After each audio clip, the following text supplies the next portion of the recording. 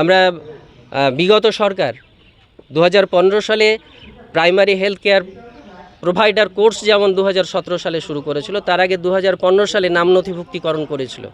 যে নাম নথিভুক্তিকরণের আন্দোলন progressive medical practitioners association of India অর্থাৎ পিএমপিআই সেই 1982 সাল থেকে এই লড়াই চালিয়ে যাচ্ছে,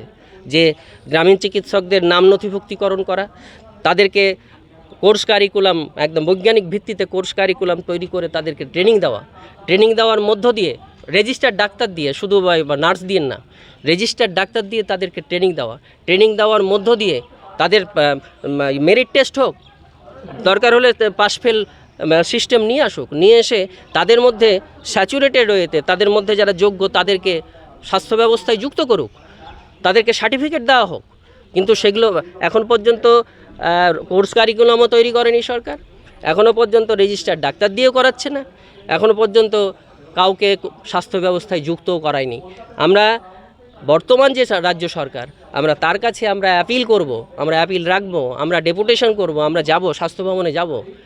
এবং আমরা রাখবো যে বিগত সরকার যেগুলো পূরণ করতে পারেনি, আমরা বর্তমান রাজ্য সরকারের কাছে আমরা সেই সমস্ত দাবি যে তাদের যে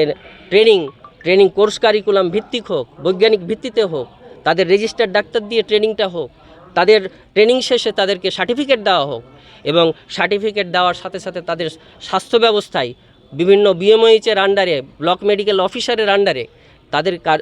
কাজে লাগাক, স্বাস্থ্য ব্যবস্থার মধ্যে ইনভলভ করুক। এই দাবি নিয়েই আমরা বর্তমান সরকারের কাছে আমরা যাব। এটুকু আমাদের পিএমপিআইয়ের পক্ষ থেকে